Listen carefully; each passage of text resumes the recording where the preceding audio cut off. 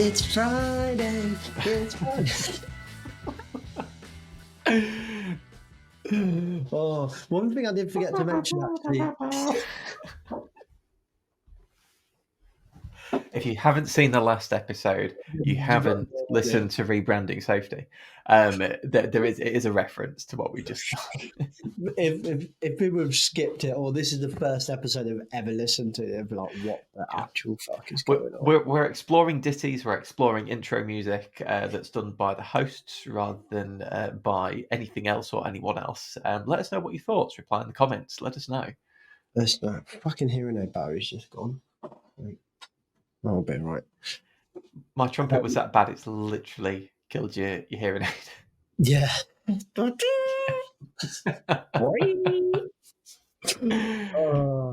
I did forget to say in the last episode is that the vision is that the Rebranding Safety show will be a live show. How fucking crazy will that be? Look, that would be crazy, if only because then I'd really have to up my trumpet game. And I don't know if I've got it in me, James. I really don't know if I've got it in me. We'll find out. There's only one way. There is only one way. Let's do it. I will do a trumpet sound at the beginning of every show. Rebranding Safety show is here.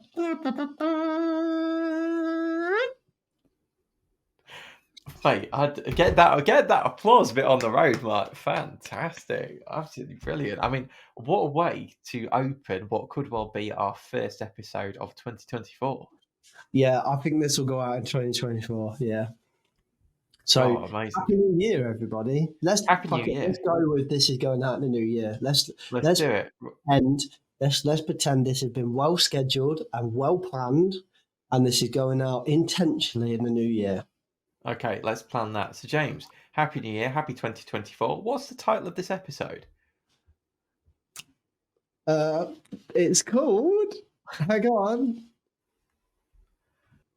Oh, it's a good question, Pete. This will be the first episode of 2024, and it's entitled Economic Growth is Written in Blood. Very true. Now, trumpets aside for a second, this is something that's pissed me off, something chronic. I know, mate. You should have seen the WhatsApp. Really has. Really has. Very, very animated. Voice notes, Pete. I want you to do voice. I want you to get into voice notes, because I think if you yesterday were voice noting me your frustration, that would have been fucking gold dust content. It probably could have done, but then again, it would probably be classed as evidence in some respects. So what I'm going to do instead is, now that I've kind of gone away, cooled down a little bit, I'm excited for us to go into this today. So, James, do you want to give us an introduction? What's the plan? Why is the title the way that it is? What are we going to go through? So I'll give you a bit of a context of my... So basically, I was on a train yesterday, and you were texting me, and I won't go into what you said. I'll let you kind of go for that. But you were texting me, and I said, this reminds me of a conversation I had with the legendary Sam Neill, where we were talking a long time ago, and he put this interesting challenge to the group when we were talking about just how the safety profession seems to be very comfortable with fatality rates and like just like mental health rates, musculoskeletal rates, like, you know, just general ill health rates, all of this stuff. And you just seem to, this line has been broadly flat for the last 20 years. And you're just like, okay, do anything about it? And it was really nice, just a caveat, and not a caveat, little shout out. It was really nice to see Stuart, who has just taken on the mantle of president of IOSH, say, this has plagued us for a long time and we need to actually fucking deal with it. He obviously didn't swear because he never be allowed to swear. But I commented saying that's nice to see, like, because I've been fucking moaning about this on Rebranding Safety for such a long time. However, you can then broaden this out into so many other much bigger issues when we start to talk about the planet, and climate change and so much other stuff. And especially when we start to talk about big business. So there's lots of stuff we want to try and cover, and we want to try and keep this into 40 minutes, which all the trumpet shit probably didn't help because we've eaten away 5 vital minutes. However, we want to go into the ILO report, the HSE report. We're going to try and touch on electric vehicles, COP28, and modern slavery, all in the context of economic growth is written in blood. Yeah. Because Sam's challenge, when I said too many people are dying at work, his challenge was, is that not just the cost of a big economy, of a successful economy? E.g., if you were to really simplify that, X amount of hours worked ultimately inevitably results in X amount of injuries or harm or ill health or unfortunate fatalities. Yeah. So statistically speaking, at the time I didn't like what he said, but I have pondered it for about 2 years. I've constantly just pondered that challenge. And essentially there's some weight, there's some legs in what he's saying. So I is totally agree. economic growth written in blood? Yeah, this is such it's going to be a little bit of a divisive subject, I think, within the safety community. Hell, it might even be a bit controversial, some of the bits that we're going to talk through. Now, I'm going to say something that might be a little bit controversial. I think that safety professionals find it abhorrent, the idea that a person can die at work. But as a society, we accept that it's okay for people to die at work in the name of progress economically, socially, and from kind of a technological and societal overall point of view. Because at some level, a switch happens, and we just broadly accept that, okay, it's going to have to happen if we are going to go forwards. It's just going to be there. And I mean, I appreciate that we're kind of releasing this in the new year. We're recording this kind of in early December, so there's a couple of bits that have kind of just come out hot off the press. Now, some of this therefore might change as we get into it, but let's start with the simple one: ILO report. Right, so this is the International Labour Organization, and they said that a safe and healthy working environment is not only a fundamental principle and right at work, but also an essential requirement for fostering sustainable and inclusive economic growth, full and productive employment, and decent work for all. I don't think there's anyone that would disagree with that element to say that it is a fundamental principle and right at work that there is a safe and healthy working environment. But I don't know if it's going to be achieved. And I don't know if it can be achieved in the context of a global supply chain and a global economy. It almost feels like aspirational. Yeah. Also, like, define safe and healthy. Exactly. Do you know what I mean? Like all of this stuff is nice, and I get it, and I agree with it. Like when we challenge it on Rebranding Safety, or when anybody challenges it, I don't think anybody's challenging it to say, no, I want people to fucking die at work.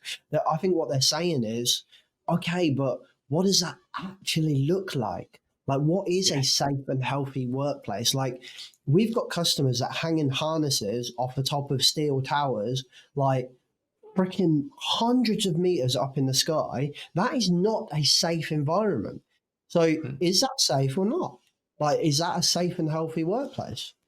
And there we're just looking at the immediate environment that we're in. But this is something that pisses me off a little bit. I'll be honest with you. You know, we're in this age now of CSR, what feels a bit like virtue signaling with certificates that you can get to say your business is accredited for something corp potentially. Instead, oh great, cool, that's nice.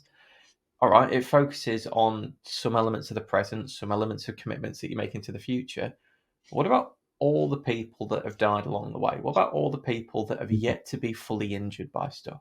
When we look at things like forever chemicals, the clues in the name, they're in the ecosystem, they're in our bodies already. When we look at things like lead, and I'll come back to lead a little later on, affecting potentially the cognitive development of kids and adults and just human beings for decades, decades and decades. Microplastics, Christ, we're only getting started on microplastics. Jesus. The next asbestos, the next silica dust, microplastics. Oh my God. Okay, but it's fine. You've got your accreditation. Good on you. Nice one. it just, oh my god, it feels like the world's biggest virtue signal Mm. without necessarily understanding that we're not moving from position of neutrality into positivity with a safe and healthy working environment. We're moving from a globe that is literally and figuratively on fire at the moment. So it can fit. I imagine that At there's, least we've got paper straws. yeah. Oh my god, tell me about it, James. It's fine. Paper straw It's is going to make the difference. it's just man, like so. I've got a plastics background and a glass background, Yeah.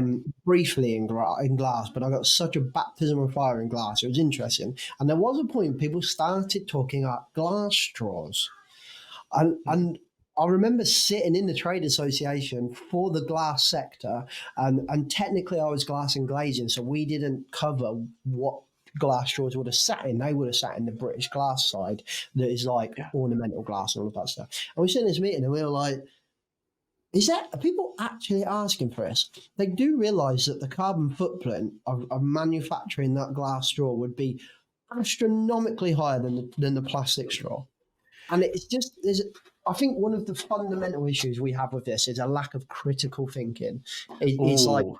it's Oh. a distinct lack of critical thinking, right? Plastic straws are not a carbon issue; they're a waste issue. So you don't, yes, you could eliminate that waste by getting rid of it, but you haven't eliminated. You've just changed the type of waste. So you've changed it for paper waste, right? So you haven't kind of you haven't fixed the issue, you've just changed the issue. I The, get the, you. the issue is the waste issue. I hear you, and I want to come back to something that you said at the start there about it's a critical thinking problem. Mm. I agree with you. One I think example, I'm that, not a straw expert or anything like that, so I'm taking a very layman's over helicopter view of that. but even kind of being able to position yourself to say this is my opinion, but here's how it's kind of necessarily unqualified. It's not like I'm asking you to cite your sources as part of that, No. James. So I But totally get you. what I will say, sorry, But Peter, there, I've interrupted you twice. There is a very good book called The Plastics Paradox. Uh, okay, Plastics Paradox by a guy called Chris. I'm going to slaughter his name, and I'm sorry, Chris. Diarmit, I think. So he essentially is he's trying to, in his words, give the truth that plastics is not the devil; it's the kind of smokescreen in a way. Um, Interestingly, I think it's interesting. I'm not going to say it's the Bible. I'm just going to say I think it makes you think a little bit more critically. Um, okay. Link in the profile description where you can find out more about that. I think that'd be okay, an yeah. interesting one for people to read. 100%. On that element of reading different bits, getting different perspectives, getting different opinions. It's God. Without this turning into a massive rant for a second, James, we're seeing the decline of the ability to have critical debates over social media, be that, for example, Facebook, be it LinkedIn, be it TikTok, be it Instagram, whatever kind of platforms exist for people to see cognitive diversity in different opinions, is declining. And we're seeing more tribalism. We're seeing a lot more people that are set in their ways. It's becoming much harder to kind of have these type of conversations between generations. But time is still pressing on. Time is still ticking over. We're seeing the negative outcomes of actions from decades of either inaction or the wrong action being taken start to manifest themselves through horrendous global outcomes. So there is a huge kind of societal challenge that is there that's very difficult, I think, for safety professionals to reconcile. We are at heart individuals. Together, we create a profession. Together, we create bodies. We are trying to affect change, but by God, it doesn't feel like it's happening quick enough. And on that note, James, can I play a little quiz game with you? Oh no, I'm shit at quizzes. Oh, you're going to enjoy this, right? Okay, so we're going to play a very simple game, James. Higher or lower, right? And Oh this no. is one that, again, if anyone's listening, you can play with this one as well. And this is related to the HSE statistics. So, my question for you, James: 2022 statistics versus 2023. Okay, so 2022, 123 workers were killed in work-related accidents, according to Riddle Stats. Is Yep. that higher or lower for 2023? I'm sure I know. I think it's lower. It is higher. 110. higher. 135. Now, I'm going to give you a chance to redeem yourself, James, right? 2023 compared to 2020 statistics. So 2023, 135 workers were killed. 2020 statistics, higher or lower for workers, fatal injuries to workers across the year. 2020. So this is the HC statistics that were released in 2020. So it covers 2019 to 2020. That's. I think that's the 110 I'm thinking about. Is that the COVID year? You're very close. It was 111. Has dropped down. So let's do 2022 to 2023 again as part of this. Let's pick out something simple here that's easy for me to explain. Right, okay, so let's go for work-related ill health cases, new or long-standing.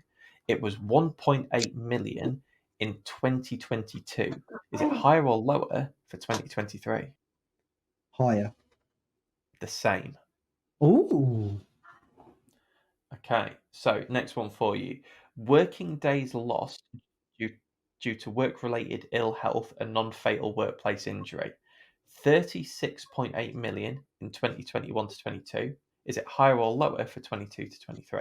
36.8 million working days lost due to work-related ill health and non-fatal workplace injury. Non-fatal workplace injury. I'm going to go higher again. It's lower. I'm So we've so gone from 36.8 to 35.2. James, I'm not keeping score, but our listeners might be. I think I'm 0 for O, as they would say in America. Right. Let's see if we can give you one last question, James, to help you out with this one. Right. Let's go with a money one. Let's go with a money one. Right. So bearing in mind, I'll help you out here. The working days lost, we've had 1.6 million less working days lost. So what is higher or lower? 2022 or 2022 statistics or 2023, which one do you reckon is higher or lower for the annual cost of new cases of work-related ill health, excluding long latency issues such as cancer? Which one's higher? Which one's higher or lower? So Yeah, which one's well, basically just go with which one's higher. It's been a long day. yeah, I'm going to go with the 22-23 is higher. I bet I'm Yeah, wrong. you'd be right. So it's 13.1 billion versus 11.2. So you are absolutely right. I do want to caveat that though, because in the 2022 statistics, it does refer to 2019 and 20, funnily enough. So if you bear with me for a sec. So the 2022 statistics released by the HSE refer to the annual cost of new cases for 2019 to 2020.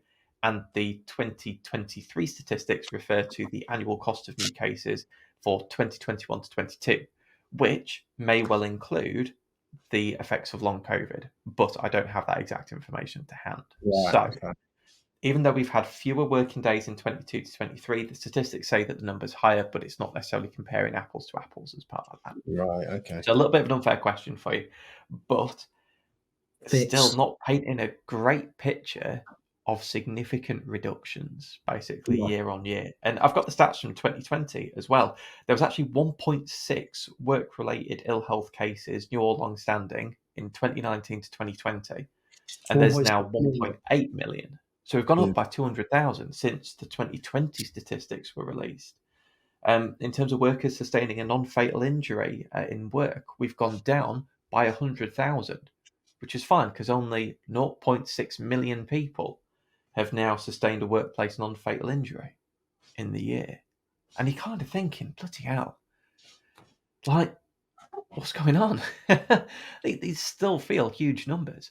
And I know that we've spoken about Vincent in the past as well, who's pointed out that those 135 workers killed might be a massive underreporting issue as well.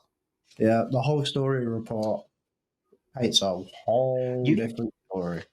You've got an episode with Vincent, don't you? That you've done on this, if I'm not mistaken. Yes, yeah. It's quite old now, but yeah. It still potentially counts as part of what we're seeing here. So again, that would be a good one we can link in the description as part of this as well. If you want to go check out that episode with Vincent, I mean, it doesn't paint a great picture as part of this, James, and it's quite close to home in the UK. It really is. how can we really start to move the needle? How can we really start to reduce these injuries, reduce the amount of money, reduce the burden on the economy? Because we're just seeing the same stuff year on year, seeing the same stuff. There's no easy answer. Yeah, There isn't an easy. Let's do it. Let's get the elephant. There's no easy answer.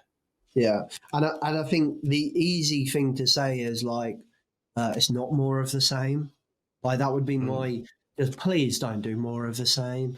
Like I can just see it now. Like there's some increases in there, and there's some things that people it might get some attention. And I've seen a couple of things that people have put out. I haven't seen the report yet. I've not had a chance to sit down and read it, but I've seen a couple of posts. So, okay, maybe it's picking up momentum. Then you've got Stuart talking about it with an Irish. Okay, great. So it's picking up momentum. The response should not be more of the same. Like, if it is, then I just don't think we're going to fix this problem. I feel like to fix this problem, we have to fix another problem first, which is our lack of ability to hold ourselves accountable. And I have said that once on the podcast and once on LinkedIn, and I got witch hunted both times. We cannot, as a safety professional, walk around saying we make people go home safer, and what I do is stop people dying at work, and I make the world a better place. And then if nothing changes, the world's still not a better place, just say that's everybody else's fault, and the directors are not listening to us. And it's we have to take some accountability for this lack of change. Surely you couldn't. You wouldn't say any other profession if you had like the stocks and the trades and all of that shit, and the fucking markets went crash, and then the markets go, oh, you didn't listen to us. Like we would be witch hunting them. I get what you're saying. I don't know if I agree, James. Oh, Because it'd be like saying because it'd be like saying that all of the doctors, the nurses, the GPs should be held accountable for people eating junk food and becoming obese. If we're saying you're that their job, their Hippocratic oath that they've taken, we'd have an oath. Not held accountable, but right, okay. Except that they have some accountability. So maybe I said that wrong. We have to accept that we have some accountability to improve. You need to be self-critical. To be self-critical, you need to be self-aware. So we have to be self-aware and say something that we're doing is not working. Then we can be self-critical. Then we can improve. I get where you're coming from. And I think I agree in the sense that we've got the self-awareness and self-reflection that has to happen to objectively identify when stuff isn't working. Now, we're starting to see more advocacy for doing things in a different way through stuff like, for example, the Stakeholder Alliance, which is between the likes of, I think it's like NEBOSH, IRSM, CIH, IOSH, all coming together, being like, right, we're going to challenge the status quo as part of stuff. We're seeing an element of self-awareness come through in collaborative thinking that way. However, I'm saying they're missing. Their target audience is missing. It's not in that group. Where's the trade associations? Where's all of that stuff? I get you, and it's going to be very interesting to see how it plays out over the year and to see what type of things change. In particular, and this is sorry. Well, no. I get you because it has to have the insight and the inputs from people at the front line. It does.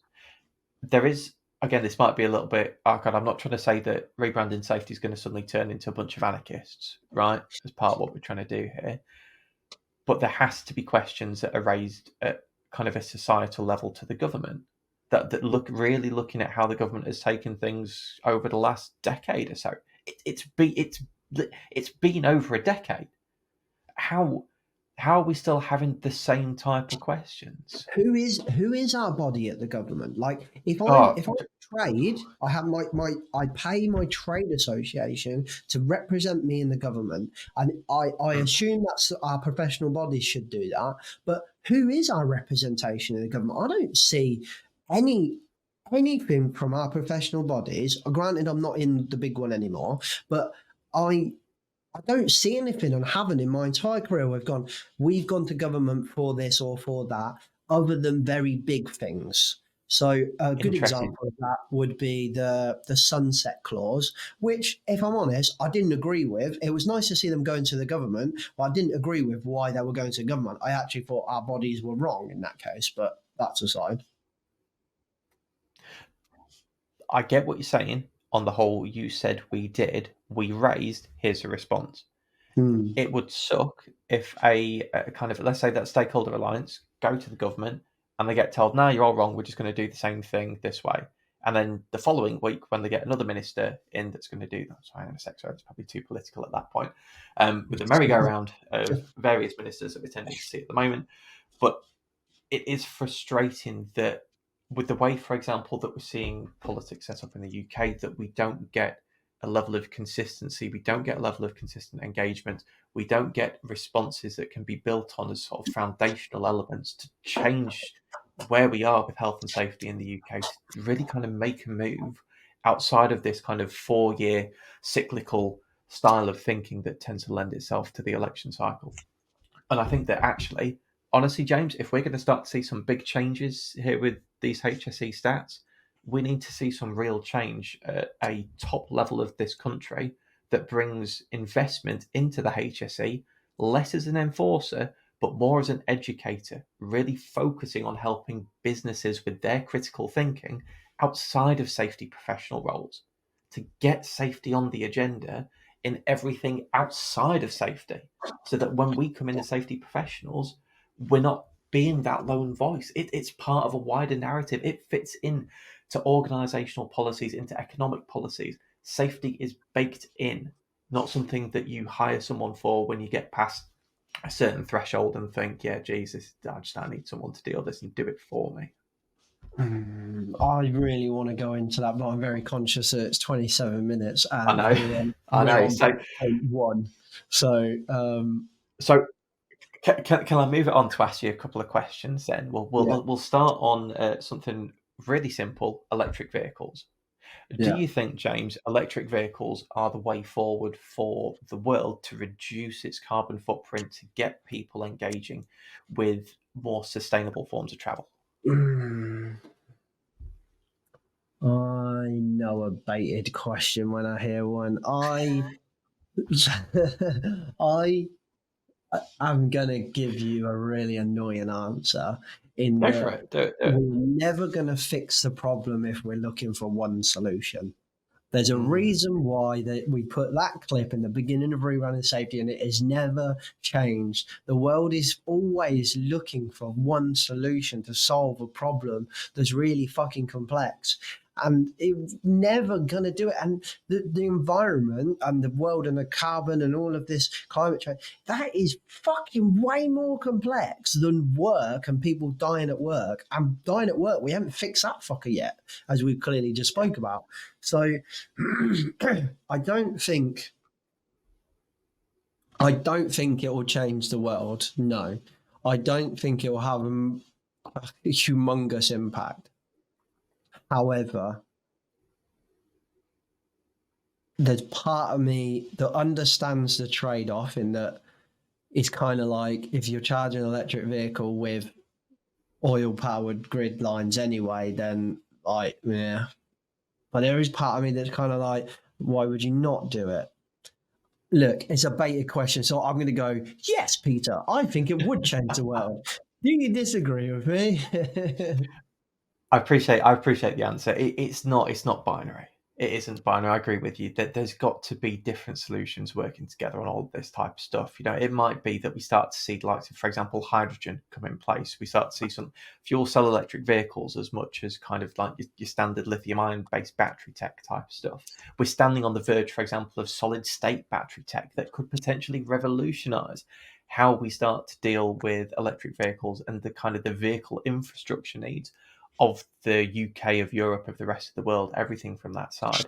We're on the verge of mass transit, readoption again, where people think actually the cost of car ownership is prohibitive. I need to start looking at trains, buses, different forms of transport, decentralized vehicle ownership, where it's like a car club type of thing. And rather than owning a vehicle, you just literally hire one for the sake of a journey, which, for example, works quite well in cities like Vancouver. So there's lots of different options as part of it.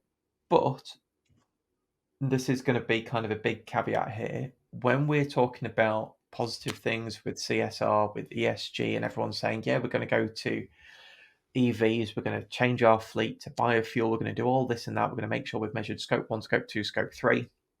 All that's fine.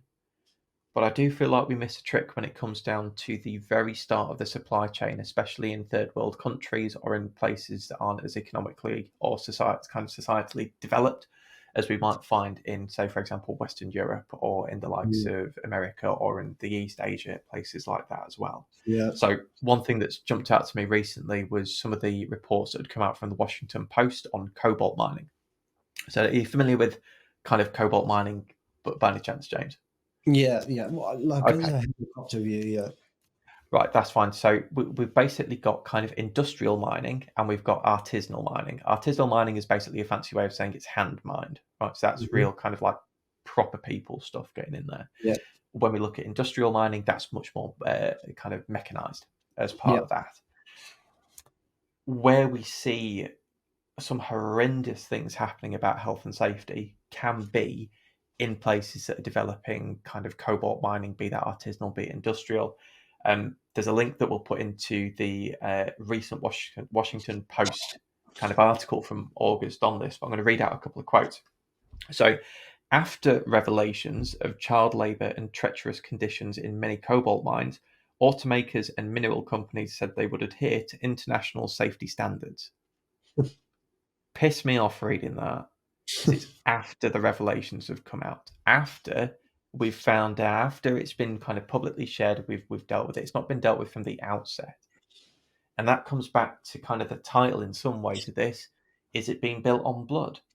I mean, I'll tell you. So, let's look at Congo, right, which is one of the world's biggest miners of cobalt. Now, there's actually some laws that do protect people when they are injured in work in the Congo as part of this. So we did this quote from the same article. All 15 of the injured heavy machine operators who were interviewed said the mine paid for their medical care and spinal operations and kept them on full salaries while they recuperated as required by Congolese law. They all received doctor's note reviewed by the Washington Post saying they could return to work in duties that did not entail heavy lifting or exposure to intense vibration. Sounds pretty good, right?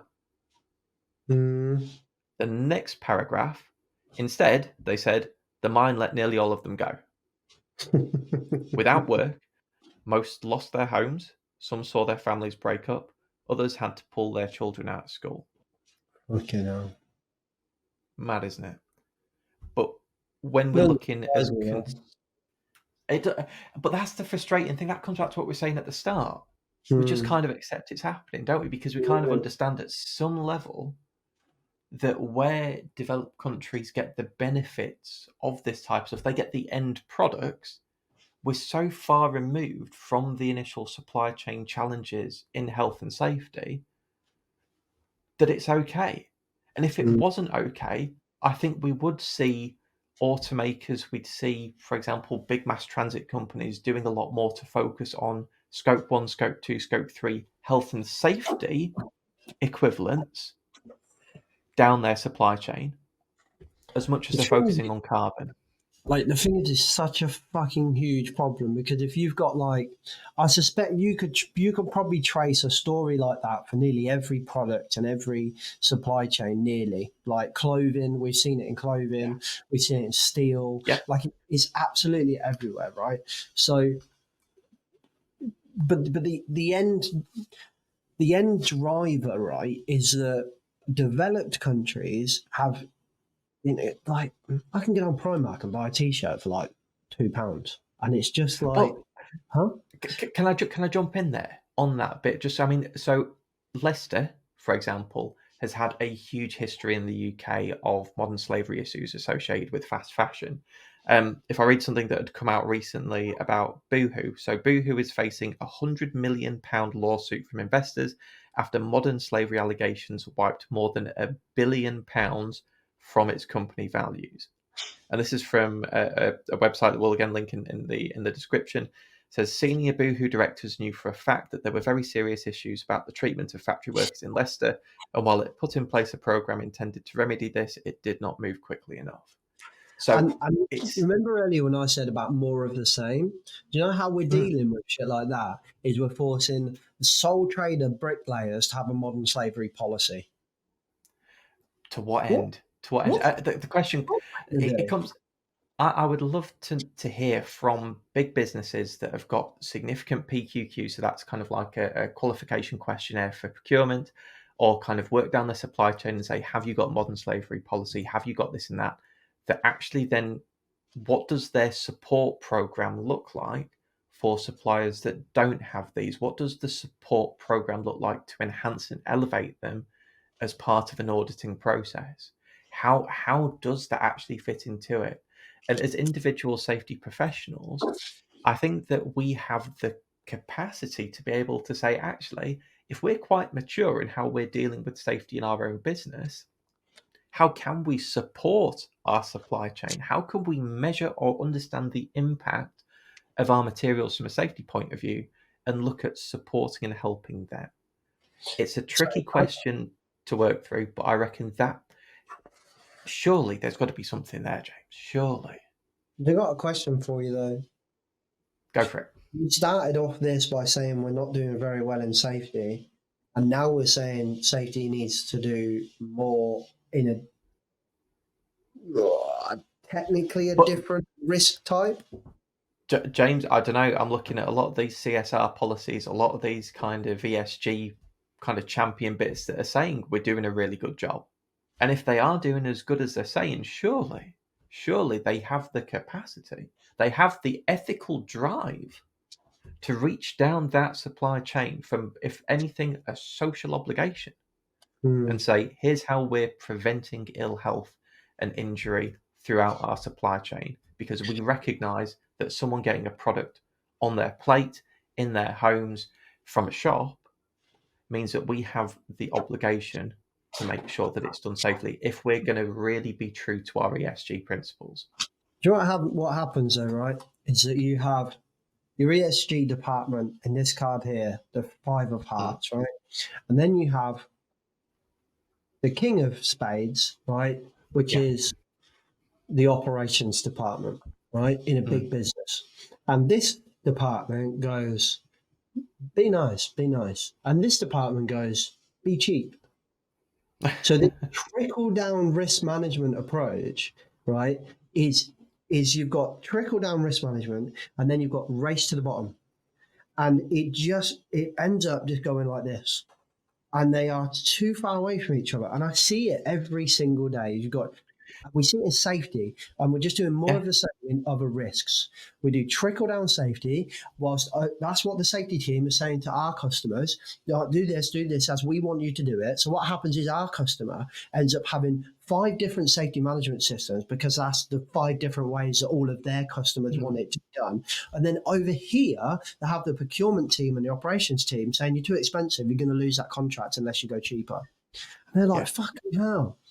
It's Yeah. it's unbelievable, and the power of these businesses, these big businesses, when they're talking to these small businesses, is unbelievable. It is scary. So, It is. whilst I But they agree don't with do anything to support it, surely. Like, it's just they just say get it or else. But what do they even do with it, James? What benefit do the small businesses actually feel when they've actually got? Do they feel supported by those big businesses when they no, say we've the gone? opposite. I don't think they feel supported. I think they feel scared. I think they feel forced to do it. I think they feel.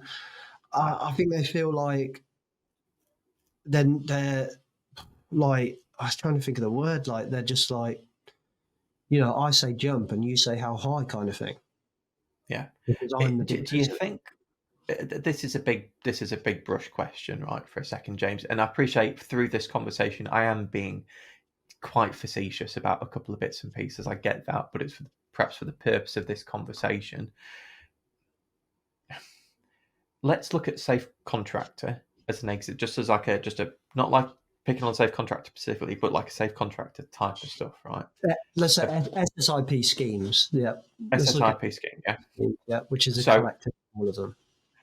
a small business completes it Yeah. because a big business, a big kind of customer has said you need to have this to get to kind of work with us in more detail. Yeah.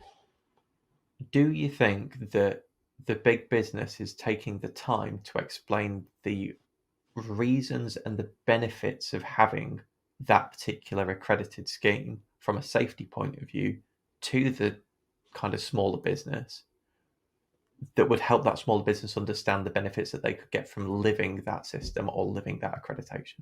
Not a chance. And I'll tell you what, I know that at 2:30 to 3 o'clock today, which was about about half an hour before we jumped on our first call today, Peter. I was on a call to a small business, four people in the business, director and 3 employees, and he was talking to me about his kind of big commercial customers, and they rejected some RAMs of his. And he said, okay, fair enough. Do you want to just like guide me on what you want to see and like help me through this process? I'm just an electrician, and that's his words, not mine. Right? I'm just an electrician. I don't know what you're after. And the response from the safety professional was, I'm not going to do your job for you. And that ain't the first time I've heard a story like that, and it's fucking disgusting. Yeah, I agree. It proves to me that not everybody, like there's a lot of very good safety professionals out there, and most of them listen to Rebranding Safety. But there's a lot of good people out there, and I think most people are doing good. And I don't think that lady that guy was saying to him is a horrible person. I think she's a product of her environment. She probably overworked. She probably under-resourced in her own business, and now she's got some small contractor saying, "Write my RAMs for me," and she ain't going to get no fucking work and no extra money for that. And it's so she's not an evil person, but she's a product of her environment. But it's still fucking disgusting that we produce. I get you, and I'm not going to say that there are times when it can feel a little predatory, but in that relationship between a kind of small business and their customer. But I remember hearing a story over a particular kind of event where a customer was using an advice line for health and safety. The customer had had a fatality. They called the advice line, and the person at the other end of the advice line upsold them on additional packages as part of that. And it raises a couple of questions over the ethics of why do we do things? Why do we want to do things in a certain way? Why do we want to kind of go forward with safety? Is it to protect people, or is it to enhance the bottom line? And actually, I think the trade-off of that is that we shouldn't. So we've got to be very careful here, and that we don't go too far and then demonize profit at the same time. Like, because I was literally in a conversation a few weeks ago where somebody said to me, "You shouldn't win an award for being the most influential if you're self-employed because you're doing it to promote your business." And I was just like, "What? That doesn't make sense. How you're telling me if you win this award, it doesn't benefit your career?" Oh, well, no, I don't think it does.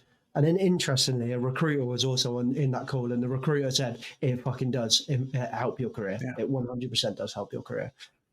As a recruiter, we would look more favorably on someone that's got this than we would someone that doesn't have it. And that's we've got to be really careful here, in that we're like, we need to accept that the paywall is a problem, and it is a problem, but then we also need to accept that if someone's trying to run a business, they need to make a profit. And it's a fine line here, such a fine line. And what I absolutely love about this, James, is that we've almost gone full circle. We are going to go over a little bit of time with this because there's one more question that I want to ask as well. But before I do, finish at 1:45, so we have 11 minutes. I'll make this quick then. So we've gone full circle there from talking about the very big parts of, is economic growth built on blood, basically, as part of this? Is it written in blood? At a very macro level, through to a very kind of small individualistic level, is economic growth written in not necessarily blood, but perhaps, I'm not going to say questionable ethics, but it's certainly not black and white. Certainly not black and white. And then also, if you were to look at ethics as a phrase, as a philosophical phrase or topic or theory or whatever, right? Ethics are personal. So I have my ethics and you have your ethics. There is not a Yeah. collective ethics. Well, My ethics James, it's is profit and over I everything. get you. Yeah. It's a really good question. I know we've not got a lot of time to go through it, but it's definitely one that I'd love for us to come back to. I reckon we should get Simon Cassin on to talk about this, do like a kind of a three-way conversation as part of that. Going to be a hell of an episode to get him on. But it'd be good. There is one last bit that I kind of want to go through, and it's thinking about just more of the societal type of bits for a second. Yeah. I mentioned lead earlier on and said that I was going to come back to it. Are you familiar or kind of have any sort of engagement with the lead problem in UK pipework for water at the moment? I'm aware of it, but not into it in Okay, detail. gotcha. So let's ask you a quick question for a second then, right? So this is according to Environmental Information Regulations request filed by Spotlight, which was part of a New Statesman article. In the past 5 years, 130,000 lead pipes have been replaced by water companies. So at the moment across the UK, we've got a significant infrastructure where there's lead pipes remaining. How many lead pipes do you think are left across the country to replace across the UK? Lead pipes. Now, bear in mind, like the lead, just for a quick reference in this, right, is that in America, they're saying in the United States that if the plans that the Biden administration has just put through requiring water utilities to eliminate all lead pipes within the next decade, if that goes through, they reckon it generate $34.8 billion in economic benefit by preventing cognitive and behavioral impairments from lead exposure. So that's in the States, right? 34.8 billion by limiting cognitive and behavioral impairment. Mad. In the United Kingdom, right, we've replaced in 5 years 130,000. How many more lead pipes do you reckon are left? I think it. One, I'd be surprised if we actually know how many there actually are, because I know that the water. I know that pretty much all underground services are just an absolute labyrinth of we don't know. But I'm going to stab a guess at it. Hundreds of thousands? Estimated at 3 million. 3 million. 3 million, right? As a quick question for you, the estimated UK lead pipes replaced and remaining by water companies, what percentage of lead pipes in Severn Trent do you think are estimated as needing replacing? Oh, probably hundreds of thousands again. It's 100%. Oh, It's literally sorry. 100%, right? 100% of their pipes need replacing. It's estimated as, yeah, Wow. 100%. Do you know what though? That doesn't surprise me because I bet for them it's an absolute nightmare to get it done because Right. if we've got So, roadwork customers and they just can't fix the road, so they're yep. I've seen the abuse that they get when they Oh, yeah. fix a road. So you've got society saying So, fix my roads and then don't fix my roads because you've been slowing me down. I imagine that's just the same for water.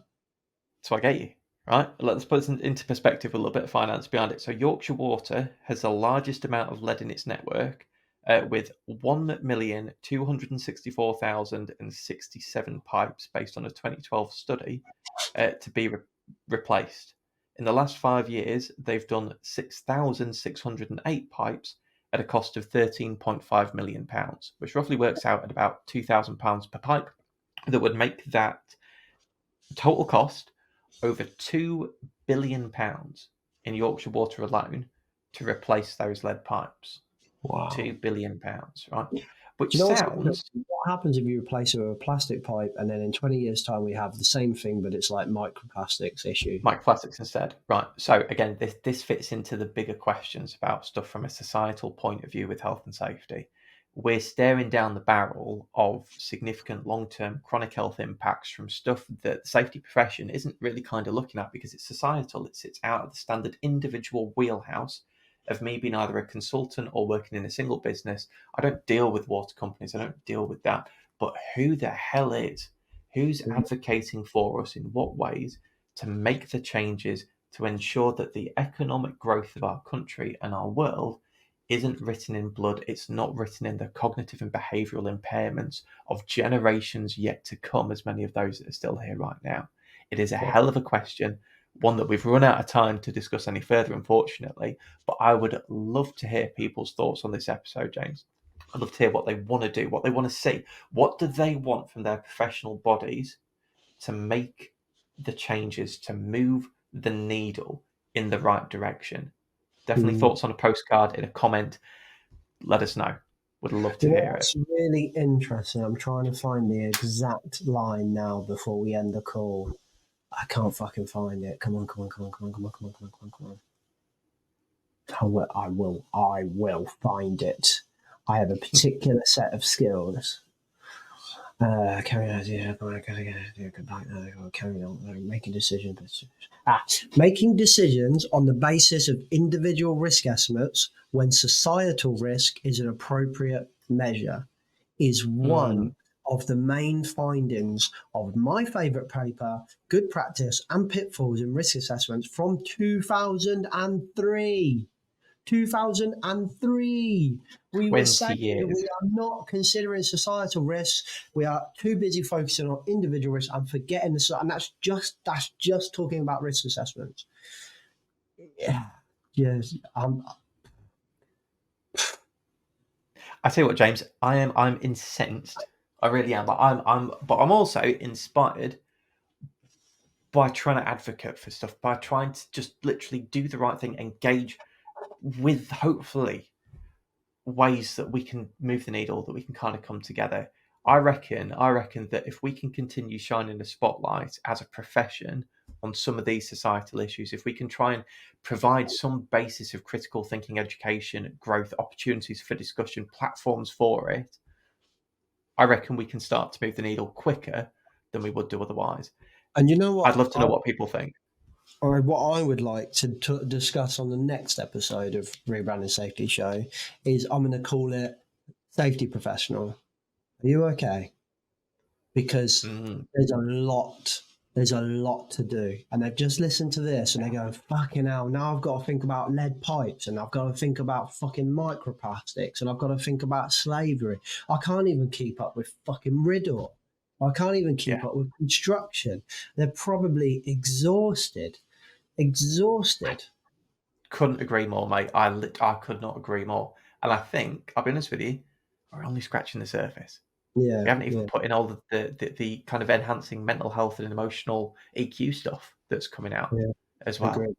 Agreed. But without wanting to sound like a real pessimist, it is half the time for opportunity. Yeah. Right, mate. I need to go because my wife's literally walking out the door and leaving the child downstairs, so I have to go. Thank you very much for your time. It's been a pleasure. It's been a very big topic that we tried to cover in 53 minutes, so we're 13 minutes over our target. But I'll catch you next week. Worth it. See you soon. Take care.